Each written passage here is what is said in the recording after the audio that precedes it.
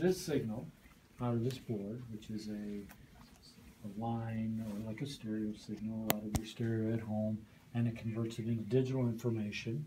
It's a very small box down there, and it has a flashing green light on it. Oh. And the green light is good, red light is bad. So it's taking an audio signal and it's converting it into computer information or digital information, zeros and ones, you know, and it's sending it down. It's hooked up to the internet, and it's sending it through the internet.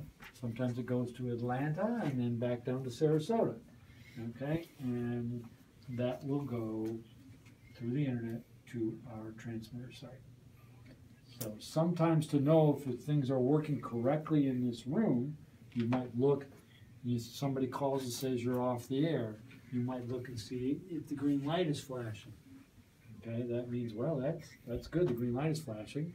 And then you might test to see.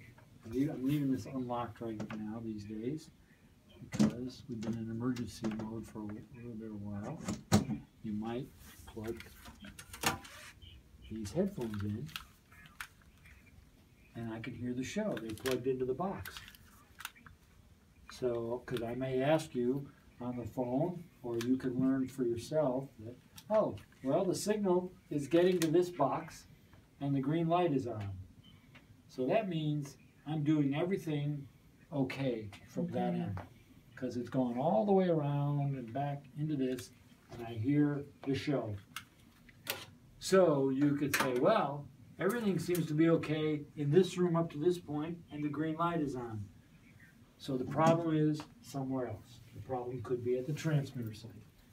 The problem could be possibly, no, the problem, if that green light's on, then the modem, the Comcast modem would be working in this building. If it's not getting out, it would be red.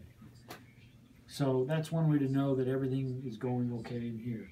If what you hear on your headphones is what you're putting out over the air, you know.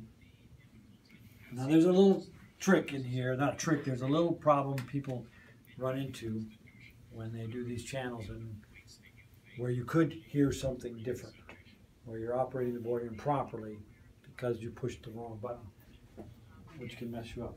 But so we'll get to that at some point. But ultimately, that works. If you hear yourself, or if you hear your program there and there's a green light, then we're doing everything right over here. So CD players, they're on the board, like we said, 1, 2, and 3, and they're the AB switches here. You probably all know how to use a CD player. Put a CD in, close the door. You can then check your tracks.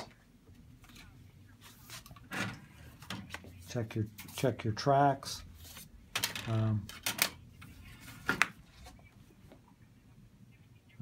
You can go through your tracks that you want to use. There may be 10 tracks on a CD, and you use this little dial here. You can dial through and pick track number 3. It'll usually give you, if people haven't adjusted the buttons, it'll give you the time of the track, and then to play the track is the play button. Right? What's the 5? 5 minutes and 31 seconds is the length of the song. If I hit that, it'll start counting down. Okay? So it'll count down to 0 and then stop. It'll stop if it should all stop, because the default position, but we've had the rebels have been in here, and the default position is not set. So if you look small in the small letters up there, you'll see CONT, which stands for continuous. You don't want continuous. You want to play one song from here, and one song from here, and then maybe one song from here. So we want to switch this back. You hit the single button, and it switches it back to single. These were okay, and that one is single. Okay. So that's how you would play a CD.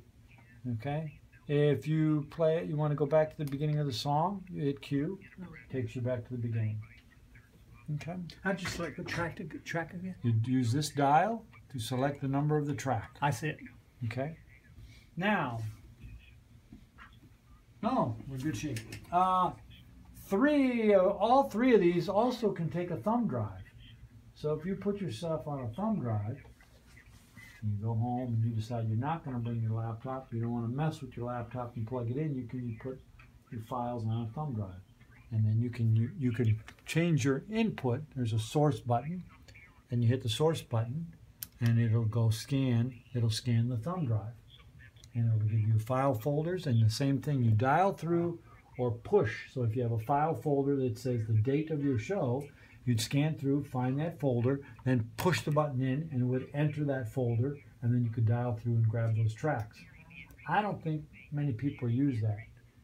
I used it for the news last night. It's very convenient, but most people just bring their laptop in. Question. Yeah.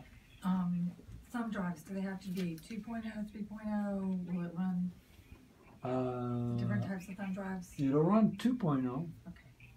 And 3.0 is backward compatible, so I would imagine it runs 3.0. Okay. Okay, so I think any of the standard thumb drives will work. Now, okay, so those are those. This is the internet like you have at home, but the internet on here is called iNet, so you could play from the internet, right? And we are members of Spotify. We don't announce it on the air. We don't, like when you do a search on the internet, we don't want you to say Google. We're not trying to put corporate entities out there, so you don't tell people I'm playing from Spotify. First off, we don't know if it's legal to play from Spotify, but I'm sure. Sure has a good selection. It sure has a good selection, right? Spotify is the green icon on here, and someone's already signed into it, or no, they're not. So then the username and password are written on the desktop, which is right here, and you'd sign in to use Spotify. If you don't know Spotify, you can try that out at home. There's a free one, and you can learn Spotify. You can build playlists from Spotify. You can then become a friend, I think it's of Arlene on Spotify. And if you're a friend of Arlene, when you come in here, you can then access Arlene's, as you sign in for Arlene, you can then access your Spotify list because you're friends on Spotify. We ask you not to use this name and password at home. Only one person at a time can use Spotify when they're signed in. If you sign in from home, the DJ here won't be able to sign in. You got to use your own account at home. There's free accounts. They run ads during the free accounts. We pay for this account, so there's no ads. But that's another little bit of a training of Spotify. But you can experiment with that at home. There's the internet. So you can play from YouTube. Okay, you could play from Bandcamp. Okay?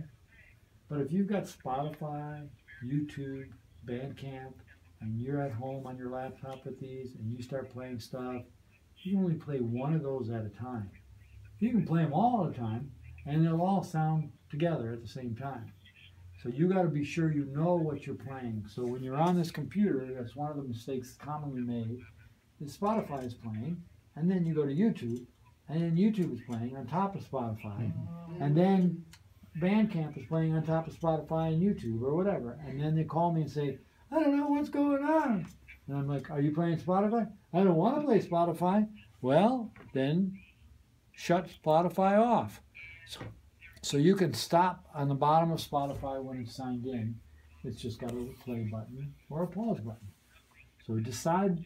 You're in control in here. That's what community radio works. You're in control. We don't hire someone to control this for you. So you have lots of variables. Figure out which ones you're going to use. The little dot, by the way, I had to show John one time. The little dot means it is active and running right now. Exactly. And I right-clicked it and killed it, and it solved his problem when he had music that he couldn't figure out. So that's one way to quickly get rid of it. Right-click it and quit it, and that'll take it out. You can hit the pause button on the bottom of the thing. You can turn the volume down in Spotify. So there's 3 different ways. But you don't want to turn the volume down on the computer because you'll be turning down your YouTube, whatever you're trying to play. So this is, of course, we'll give you YouTube. We ask if you play YouTube. Not many people are playing YouTube now as much since we have Spotify. But if you play YouTube, you might want to preview the stuff because the quality. I went on to play something for Tom Petty yesterday and it was like, oh, this is great. Oh, it was some guy sitting in his bedroom playing a Tom Petty song on his guitar. It was not great. So, you might, oh yeah, let's play that. It looks like Tom Petty. Well, it actually wasn't Tom Petty. It was some guy sitting in his bedroom pretending to be Tom Petty. So those are sources here, but there are also sources here that could be on the desktop. So there's more than Spotify or YouTube. On the desktop, there's a promo folder. And right now, it doesn't have our recent promos in it, which we're going to put in here. So it would have the Trevor Bystrom concert. So you could play one of those. There's also iTunes on here, right? So you got iTunes, Spotify, YouTube. So this, you have to get under control to know what's going on. Is that the only way to play the pre-recorded promos is to do it when you go into the promo Yes. folder? Okay. Correct. Now what I use to play a pre-recorded promo, I go in, I select it, and then I right-click it. Well, come on now. And right-click it, and it says open, open with. And I go and I open QuickTime Player. Because if you open iTunes, you know how iTunes works. It plays it, and then it might play the next thing that's in iTunes that you didn't want to hear, and the next thing that's iTunes. You know, iTunes is a broader program, and it's got its own little stuff going on, and the settings may have been manipulated. If you open up QuickTime Player, it opens up one item, and you play one item, and you can close that window and be done with it. And if you open up another promo, it'll open up a second window. They won't play into each other. You decide how to control it. So that's one way also to do the news with the thumb drive. You can actually put a thumb drive on the computer. You can put a thumb drive in here, and you can make your selection. Okay? And this causes problems because people are very familiar with the internet, so they immediately go to it, and okay, I'm looking something, I want to play that, but be aware of what else is playing, what else is going on the computer, because the previous programmer, like these buttons, changes the settings. You know? this folder was called what? Promos. Promos. Got it. I'll try to get the new promos in there tonight. And then some programmers put stuff on the desktop. Here's Troy with his baby. Okay. It's cute, but the baby is quite a bit older than that now, so we're going to throw that picture out. Okay. WSR logo. Here's Troy with his baby again, which is much older now, in the studio. She was in studio with Tuesday morning Yes. talking. So he took a picture on his phone, put it on here, and probably posted it to Facebook. But it's on Facebook now. I don't think it needs to be here. Because if we start, you know, keeping a lot of stuff, there's the Fun Drive tips on here. This is a PDF, so if people want to look at stuff during the Fun Drive and access some ideas of what to talk about, Great. we've left that up there. Although we need to change that, rename that. I'm going to do that really quick here. That says Spring Fun Drive, but we're going to change it to Fun Drive. It'll have the wrong information specifically, but generally it'll be okay there. Some of the news, public affairs, there's WeTransfer here. I don't even know what that is, so somebody downloaded a band. I'm not going to delete it till I listen to it. Stratosphere puts their bumper music in here that they use every week. That's okay. Surreal News puts their files in here that they use every week, their music. That's okay. But we try not to clutter the desktop up. Okay? I'm going to turn off the QuickTime Player. I'm not going to play that. Okay, I'm going to empty the trash. So we can those. Okay. So that can do a lot, as we know. Computers can do a lot. CD players do one thing. They play a CD or switch them, they play a thumb drive. Turntables do one thing. These have, the computer has many sources. All right, over here we have the DJ mic, which is number 1. It's labeled. You want to try to run it up tight. You want it between 5. Your levels should be somewhere between 5 and 0 up here. Okay. Guest mics are number 2 here. This may change at some point. We may have guest mics on 1, 2, and 3. We're looking at some ideas changing that, but right now guest mics are all 3 of those guest mics are on 1 right here. On 2, excuse me, are on 1 fader, but on 2. Oh, yeah, right. And of course, to turn a channel on, you have to have the on button on. Okay. on button on. To have MegaSeg on buttons on. To have a phone on buttons on. Internet on buttons on. Any channel has to have an on button on first, and then you got to bring the fader up. Does that phone mean this phone here? It does. It does. Yep. We'll get to that. So if you bring the fader up and you're a DJ, to stop feedback in the room because those speakers are making noise, the speakers will cut out. Okay? So don't freak out. They're cutting out because they don't want the noise to go through your microphone. Same way if you're using the guest mic, the speakers will cut out and the red light will come on. Okay? So, because you can't have those speakers on and then you're talking into it, your voice is going to go into those speakers, then that voice is going to come out of the speakers, go into there, and it's going to create a loop and cause feedback. Right? So, those are your guest mics, phone, internet, CD1, CD, turntable, MegaSeg line in. Okay, now we're going to go a little more detailed. So, guest mics, there's 3 of them. Each cable there's 3 marks on that purple cable. One mark, see the 1 mark on that cable. There's 2 marks on that one. That designates the number they are. I put stickers and labels on them. They get peeled off, whatever. So we labeled the cables. 3, 2, 1. They respond up here. 3, 2, 1. Okay. So if you're doing the news, which happened with Ed today, and he's got the one news guy, figure out which mic the news person is on. You're doing your talk show. You're doing a co-host with your music show. Whatever your partner is, whatever who is across the table, figure out what mic they're on. You don't need the other 2 then. The other two are just creating more reverberation in the room. And that's what sounded on the news today with exactly. Okay? We leave them all 3 up to let the person just decide. Because when we leave them down, what happens? Someone comes in, they put 3 people in the seats, and they're like, the mic's not working. Right. So if someone is on this side on the mic and you have someone over there on the mic, how do you keep, does the voices, they kind of pick up on? Well, this mic these mics have rejection from the rear. Okay. So and you only have 1 mic on this side. Okay. So that doesn't become a problem. It really becomes on where you. So the thing is, you don't have to turn them all the way down. If someone's on that mic number 3, you can turn down 2 and 1. Just turn them down part of the way. You know what I mean? So you can just get that. You know, I leave them. Number 2 is a little less sensitive. So I leave these guys at noon, and these ones at 1 o'clock. Right. Yeah, I'm going to ask you to close the door. Hey guys, we're training, so we're gonna close you out for a minute. That's all right. Okay.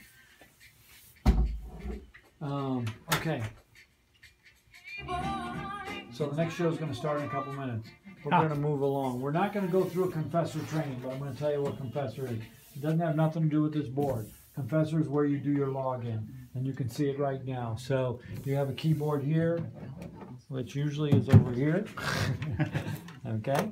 I was wondering why it was over there. It's a lighted keyboard because you have some DJs that like to be in the dark. So we had to get a special lighted keyboard because they turn off the lights and then they can't see the keys. So, so it's a lighted keyboard. It works good. You can do that. And you type in your artist, song title, album, or label. You do the best you can. All right. The more information you give, the more information the listener will have. Can you get back later and fill in stuff? Like if you just get 1 or 2 and you want to add labels later, can you do that? Yeah. During live, you can. You can't do it after the show. Okay? So, all I ever try to do really, because I'm one person when I do a show, I try to do the artist and the song title. And hit the add button, do you? Yeah, you'll have to play Okay. with this. Okay. So, yes, you hit the add button. But you can do this. You can do this ahead of time. You will have a Confessor account if you have a regular show, and you can prepare your playlist. And so when you come in, like right now it doesn't have, TUC radio. So when you come in and it's 7 o'clock, it's going to change and have the name of your show. And it's going to have all the things you prepared in advance if you did it right properly at home. And then all you have to hit is, I think it'll come up with start. and the next song start and start and start and start. And you hit talk when you're going to talk. If you did it at home, how does it know that? Where is it? On a thumb drive or It's on something? the internet. Oh, the internet. Okay, this is Otis's program. You do it at home, it goes up into the cloud. You come in, and it shows up all in line. Wow. Okay? If we're gonna use albums, What about it? have you ever used albums? You don't start it right on the track. You gotta pot it back, Oh, yeah. turn it back. Oh yeah, I haven't done that yet. We haven't done that. We got a long way to go yet. Okay. So you have headphones in here. You need to be plugged into the control room phones because you're controlling the room here. And you use the control room phone's knob, not the control room speaker knob, the control room phone knob. So that's yours. And then next to that is the guest knob, which is way too high. And that controls this little box. Right? And then this cable stays here, plugged in to the board, here into guest, and does not move. It has a tendency to move on its own. I think it's a snake, actually, but we're using it as a cable, okay? Because we come in and people say, it's not working. Is the cable there? Yes. Is it unplugged? Yes. Okay, plug it in. All right, so it goes into the headphones for the guests, and it goes into the back of this box. It says, which I can't see because my bifocals only have a long-term range and a short-term range. Stereo in, and then you plug your headphones in the bottom, which have the little jacks, or the top if you have big jacks. Okay. So, and then there's individual volumes for each of those. So if you turn all four of them up, you're only using one location there. So the next person comes, gets their ears blown out. So figure out which one is yours and just adjust your volume accordingly, and then put the others at around 12 new. Okay. As you can see, full volume, half volume, no volume. So I try to keep them symmetrically a little bit, and you can make the alteration with your own specific ear.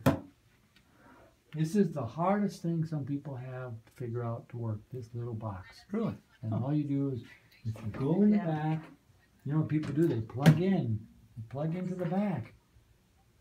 And, well, maybe that's the problem. They put the letters in purple, okay? So if you plug in one, then you would turn one. If you plug in two, then you would turn two. It's pretty simple. But people plug in, and then they just like, it's not working, you know? Let's try them all. Yeah, try them all. Exactly. That's what I do. That would be me. All right, try them all. All right. So, Mine are broken. This one's not working. What's right, going on? exactly. They're broken. They're Just trying to repair broken. headphones. No, they're not. Okay, so So that's that's a big one of the complaints I get is the headphones aren't working for the guests. No, they are working.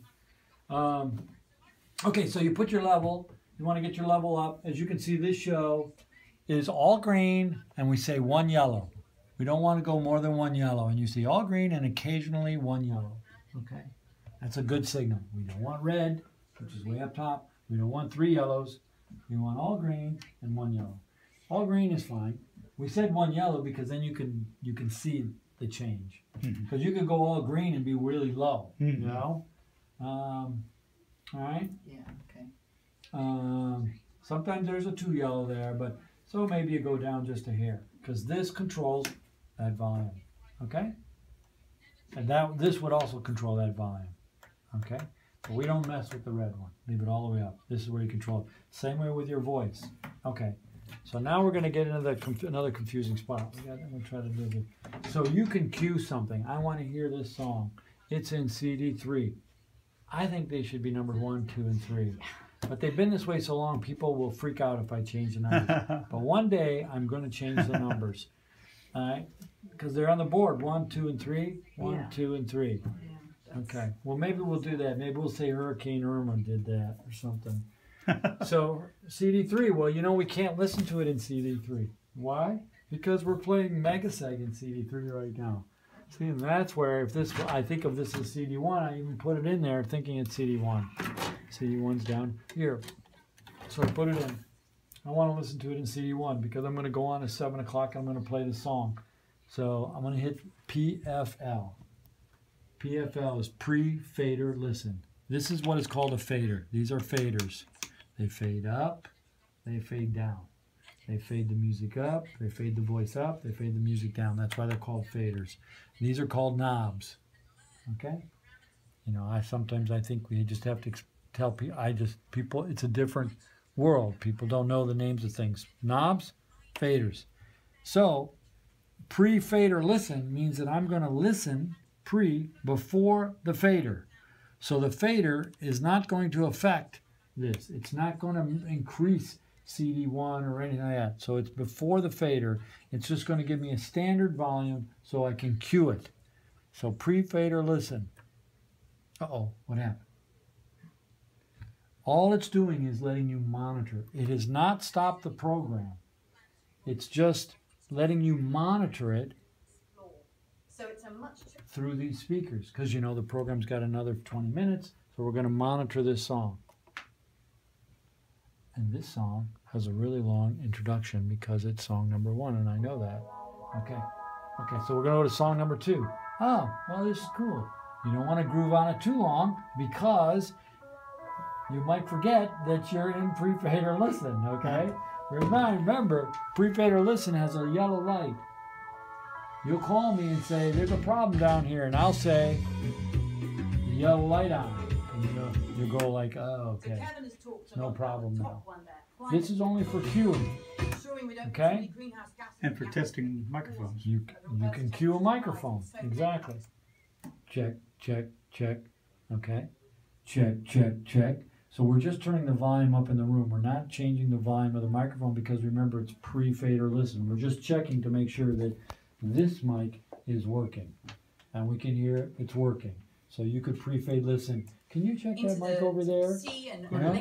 Someone go over there and check that mic. And we're going to find out if it's working. Check, check, it's on. And we'll keep going. Check, check, check. So you normally would have headphones on, so you can hear your headphones. And that's mic number 3. So if I go like this, try it again. Check, check, check. Oh, it's not working. Oh, I look up here. Oh, somebody turned it down. There it is. It's back. Okay. So that's how you can pre-check. Okay, your mic's working. Is the next guest mic working? Is the next guest mic working? Then you can make sure your levels are okay. You can't really set the level. You can ballpark the levels because remember, it's just giving you a signal, a standard signal. So you can ballpark it. All right. Okay. These knobs in the blue and the black are like increasing high frequency, low frequency. We ask people not to move them. It's the easiest thing to do is don't move the equalizer knobs, the EQ knobs, high, medium, low. Okay. Auxiliary send, we just leave it up straight up at 12 o'clock. Sometimes we need that when we're in, somebody's pushed a couple buttons here, but when we're like in the emergency situation we were in over the hurricane, we needed to use the auxiliary out of here. And so we used auxiliary out of here, and we adjusted the knobs all to, well, we made sure they were all evenly at 12 o'clock. Okay, the red knobs are the important knobs we're going to talk about next. Okay, so this is your volume here going out. There's also volume coming in. Okay, you adjust how much you're going out, but also your volume coming in because you're going into this microphone, then going to this. Okay, and we could turn, let's try it. Check, check, check. You hear that? Yeah. A lot of distortion, right? Oh, wow, I sound really good. No, I don't sound really good. And that's because I'm pushing too much volume into this microphone. So, and you could even see it went into the red over there. Yeah. Okay. Oh.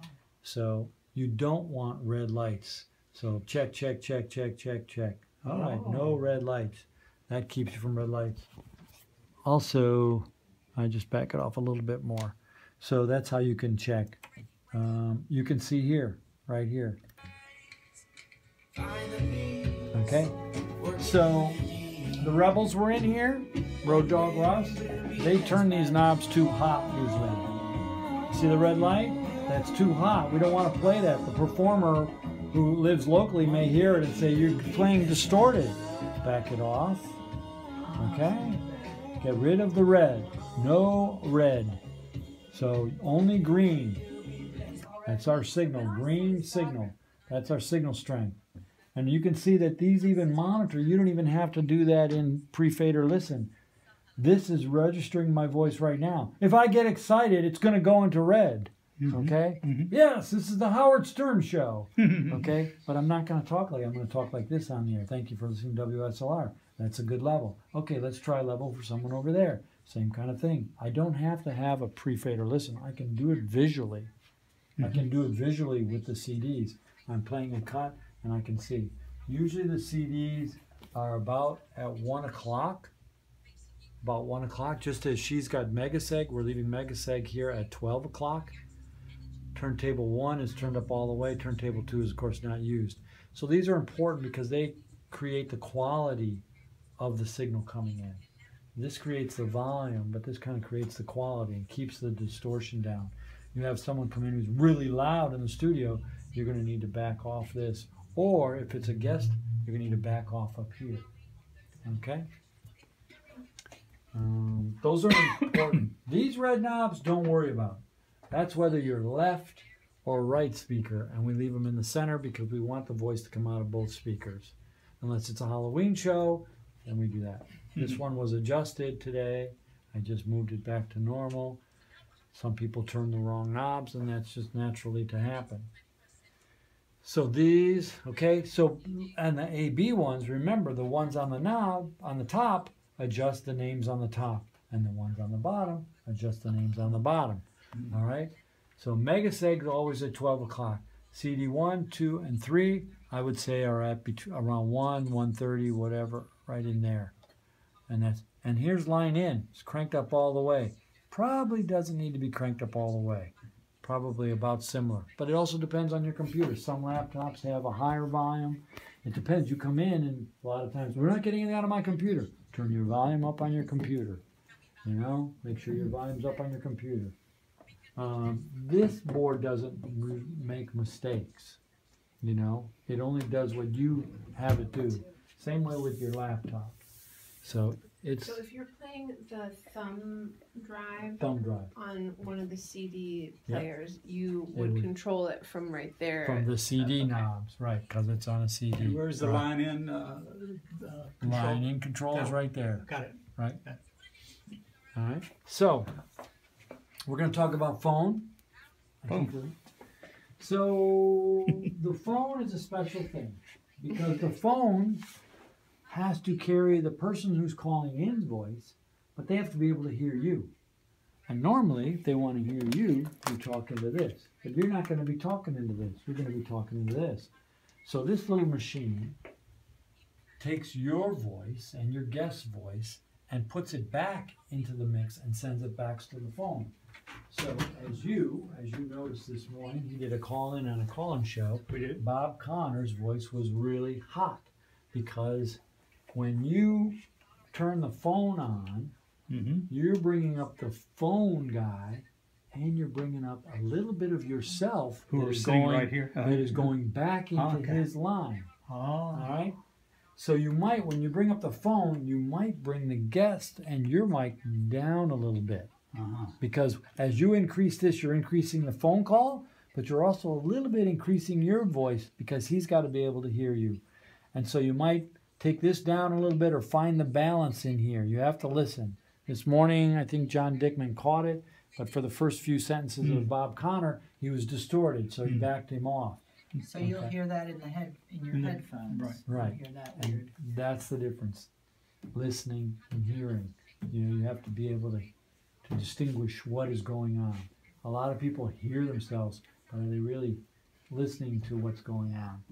So yeah, I mean, I was about to call into the Peace Industrial, but of course I couldn't call in because they were doing a phone interview. So when you get a phone call, you hit a switch. So when you phone, for the phone to work, you have to turn this machine, and so the call comes in because the person's calling in to be interviewed. You have to turn this on to make it interact over here. We're going to put it in queue. Okay. All right, so you can see that phone goes through here. But that was just in queue. That wasn't going out over the air. I could make it go out over the air. But also, it's not just happening in South Africa. Okay. In Sweden, some designers So the contacted phone them. doesn't They're have to be designing off the building a hook. new Well, you have to answer it because you want to make sure it's the right person. Right. All right, and then you switch it on. You can hang it up at that point. But if you want to talk to him after the interview, you don't hang it up. Okay. You put it down, turn this off, and then you can say, "Hey, that was a great interview." Yeah. Okay. Or you can hang it up and just say to goodbye, "Hey, that was great. Thanks a lot for calling in," because it's already hung up. All right. The balance is a little balance there between the phone volume and your volume, so just be aware of that. And then, when you're done, you got a second call in, you need to turn this off because it won't call Be in. able to hear the phone ring. Exactly. come up time and time and time again. All right. I'm just going to talk briefly about Especially a good thing to know during the fun population, drive if you quality, have Yes. somebody on. education, Yes. governance, Um, technology. So yes. I'm going to start. Turntables, you have to back them up to cue the records. If you're going to do that, I can show you how to do that. I don't think anybody here is going to use records except for Alicia, probably. Maybe Colleen, I don't know. But it is, you need to be, it's a finicky instrument, a turntable, and it can be abused easily, which is why we're using one. Right In the early now. 1970s, Paul Ehrlich wrote a book called Population Bomb. Let's see, what else can I say? So the way FM works is we have to get our signal to, it's not just about you coming in here, we have to also be responsible to get our signal to that transmitter site. And FM works by line of sight. So we have a high antenna, we have a high tower, and the higher we are, the better our signal is. So we're at the top of the tower, we're not going to get any higher, that's the way it is, and that's the signal we have. We are blocked by Orlando at 96.5. At least once or twice a week we get a phone call. We had phone calls earlier this week. People wanted the NFL ticket giveaways. That wasn't us, that was Orlando. So there's a whole other end, that technical end down at that end. When it goes to the transmitter site, is that the internet stream as well as the over the air? No. The internet stream, that's why you need to be up and functioning here too. This box down there sends it to the transmitter and to the internet. Does stream. both. That box does both. Okay. It sends it to the transmitter and to Otis, who then puts the internet stream up. Okay. Where's Otis? So that means Oh. Otis is wherever Otis is in the computer sky, or whatever. Okay. He's in Texas these days. Okay. I will see him in a day or two, probably. No food or drink in here. You come 15 minutes before your show time, so you can figure out a transition with the person that's going to be on the air with you. Also, think about your transition when the show after you. So you have a closing song, or you know your closing song, so you can move and get out of the way. If you're both using the line in, you want to think about, oh, I'm going to play a CD so that he can take over the line in. So remember, we're all part of the WSLR tribe, so we should all work together and get along. Some people may be intensely into their show. We have programs that are very intense in their show. They may signal you to get out of the room. Don't be offended. That just means they're not ready for you to come in. As long as you give them a song for you to play, you can come in and then start your show after your first song or something like that. Programmer etiquette is really important. I deal with those kind of complaints a lot. Really, nobody's trying to offend anybody. It's just people coming in are maybe relaxed. People going out maybe are intense. They're finishing their show. It's a situation. How important is it to announce the station call letters right at the... Because this is a looser group, I'm not going through all the rules and regs, Okay. but you need to announce the ID at the top of the hour Okay. of both stations. Uh-huh. And somewhere later on in the hour, you should announce at least WSLR. Okay. So at the 30-minute mark, something like that, announce that. Okay. There's a whole rules and regs part of this training, which we're not going to do, which requires contracts, and we'll go through all that kind of. This is just a technical Okay. training here. I'm sure I'm missing things. That clock is more or less accurate. Same with that one there. So you should plan your show to maybe be over at 59 minutes after the hour. So that gives that other person to come in or work out that arrangement, whatever that next person comes in, You just want to have that kind of etiquette where you communicate. Your show isn't over when you play your last song and it goes over to the next guy's show. That's not how it works. You need to try to get out and make room for that next person and do a nice transition. Light switches in the corner.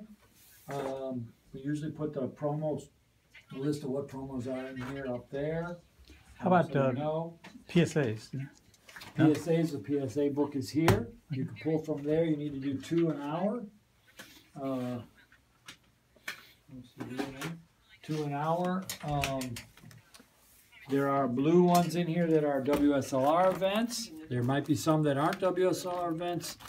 There might be some that are WSLR events that aren't on blue paper. We try to get the ones on blue paper for WSLR events.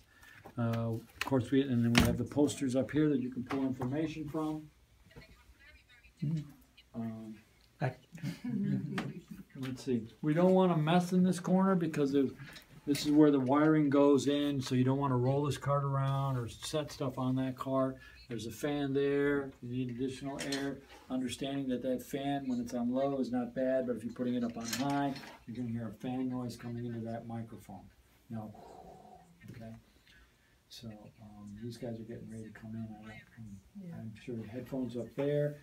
We do recommend you get your own pair of headphones and get your own thing, but we will have headphones here for you to use. I use the ones here, but if people like their own phones, and you can get a nice decent pair for $20 to $30. As we try to keep adapters here, they've evidently all disappeared again. You mean big plug to small plug, you mean? Or? Yeah, big plug to small plug to big plug. Oh, okay. You can plug your laptop in down here. You can plug your laptop in over there. This is the Confessor computer on this shelf. Sometimes it'll get locked up. You just hit the start button on it, hold it down for 5 seconds. That'll turn it off. Hit it again, it'll start it back up.